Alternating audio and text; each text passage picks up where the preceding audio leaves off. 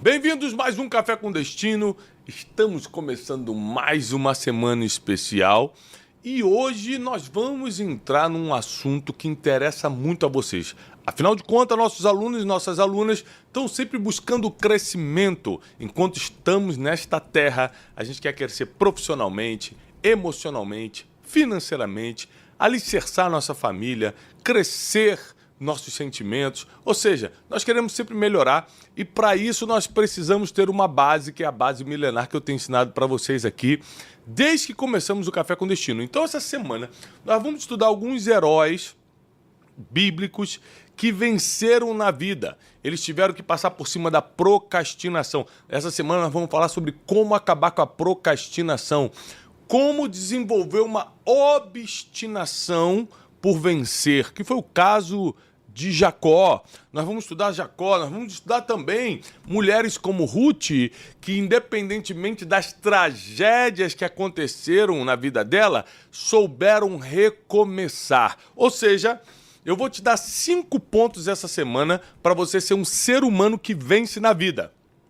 Vamos estudar Isaac, Jacó, Ruth, Davi, Moisés, homens e mulheres que souberam usar coisas da terra, como, por exemplo, vontade de vencer, não é uma coisa do céu, é uma coisa da terra. Como é que você usa as coisas da terra para vencer na terra? Nós vamos aprender com quem fez. Então prepara, porque essa semana vai ser muito especial. Já começa compartilhando, dá um like no vídeo, manda para o máximo de pessoas e também, se você não está inscrito nesse canal, inscreva-se nesse canal. Vale muito a pena você estar ligado aqui, porque todo domingo, como ontem, por exemplo, nós temos pregação e toda segunda a sexta, 7h57 da manhã, nós temos Café com Destino, a nossa escola de vida. Aqui a gente treina você para vencer aqui na Terra e ainda herdar a vida eterna, a eternidade. Vamos começar, Wesley, você está bem? Sim. Tudo bem, então vamos começar hoje falando sobre um cara que eu estou estudando muito.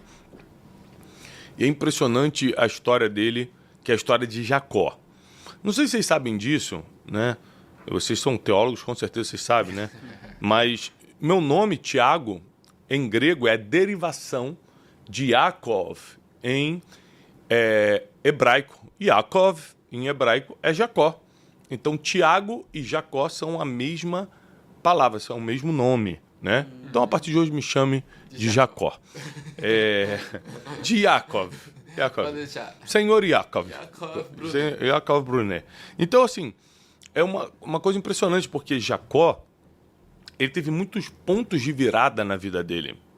Ele nasce com certos privilégios por ser filho de Isaac, que era um homem riquíssimo.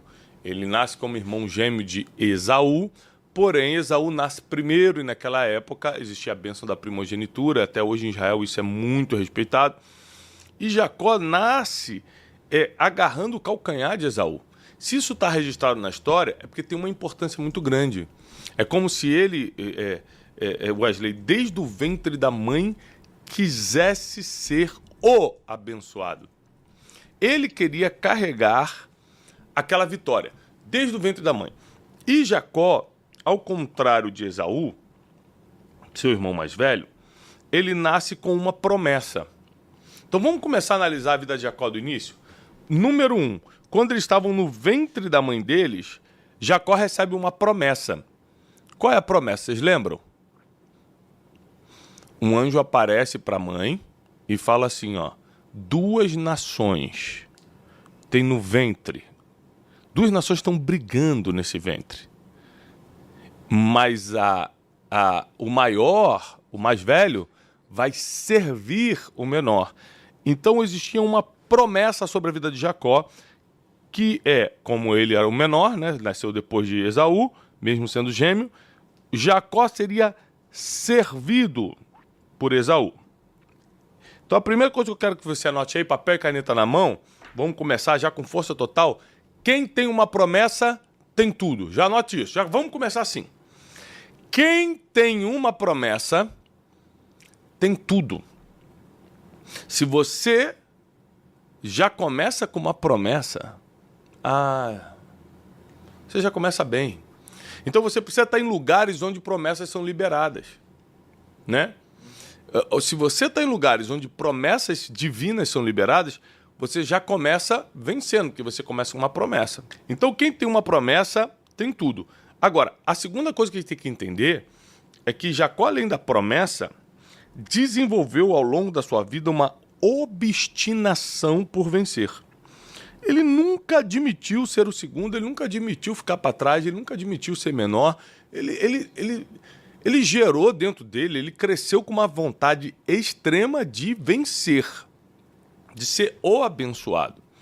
A ponto de, o versículo diz que Esaú cresce se tornando um homem de caça, ou seja, ele vivia de caçar, e Jacó como um homem de tendas.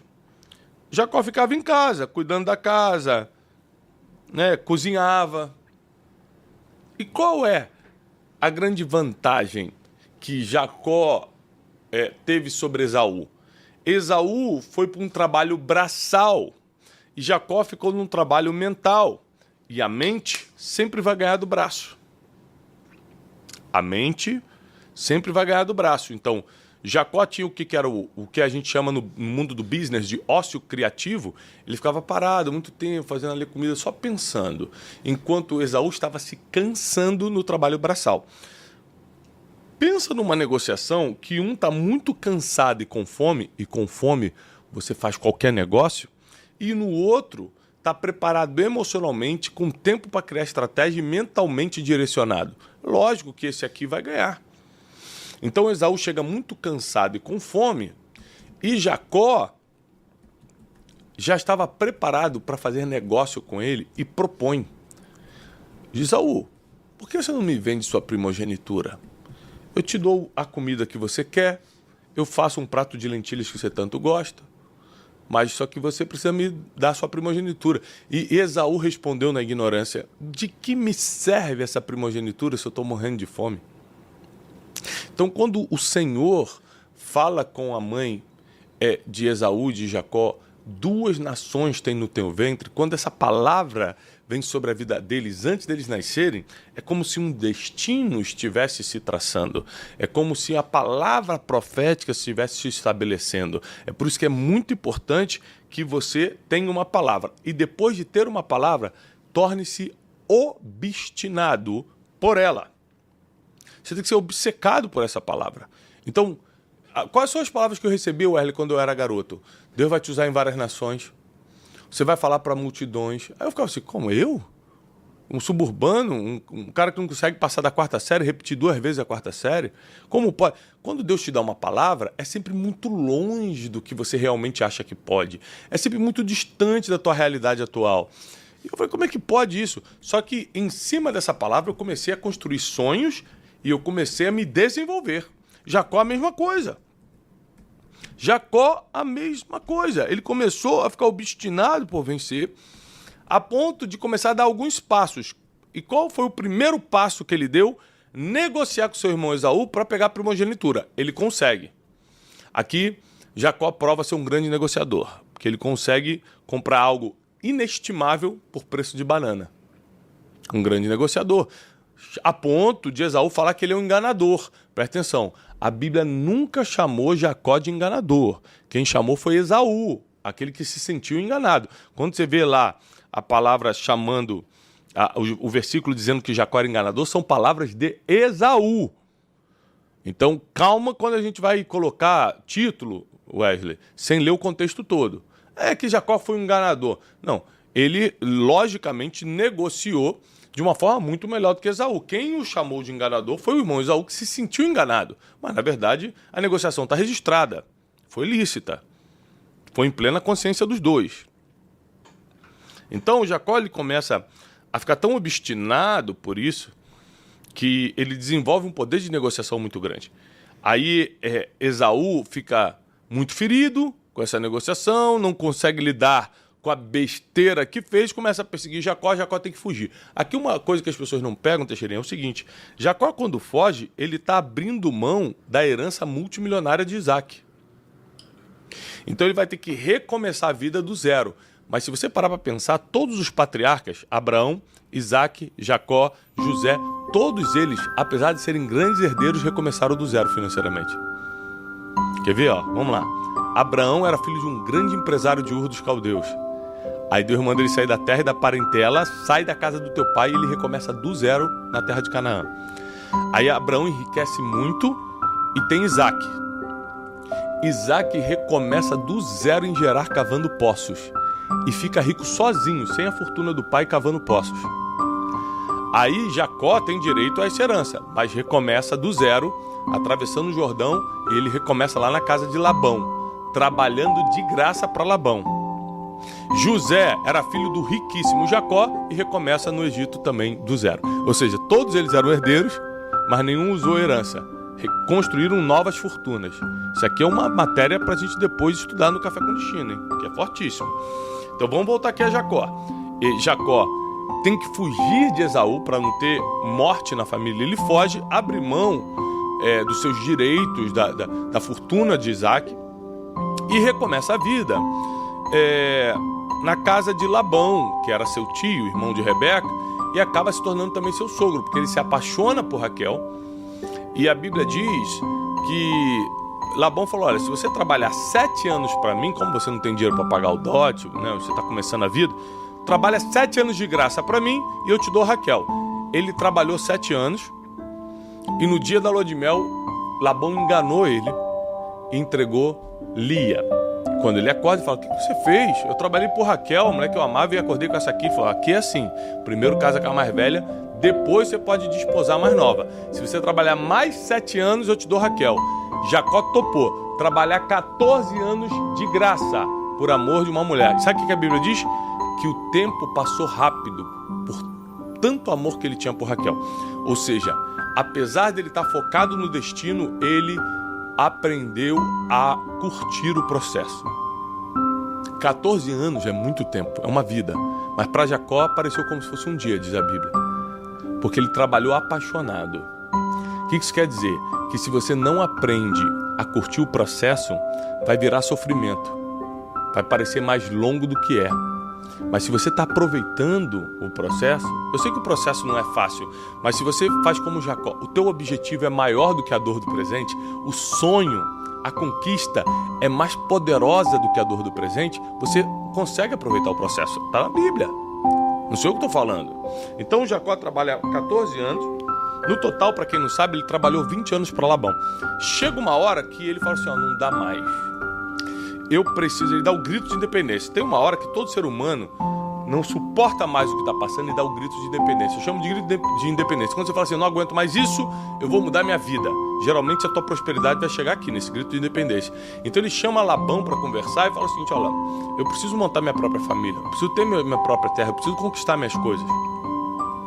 Você sabe que eu tenho trabalhado fielmente para ti.